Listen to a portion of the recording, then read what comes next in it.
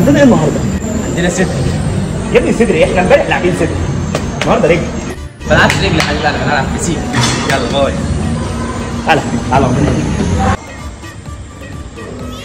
ما تقوم تسخن زي الناس. يا عم حتى لو اتصبت انا كده بلعب فيزيك.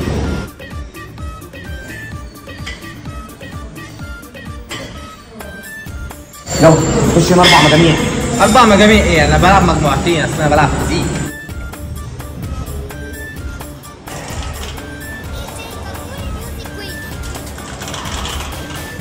هو انت بتعمل ايه يا حبيبي؟ قوم يلا عشان نلعب سكوات. لا ما بلعبش سكوات، انا بلعب فيزيك.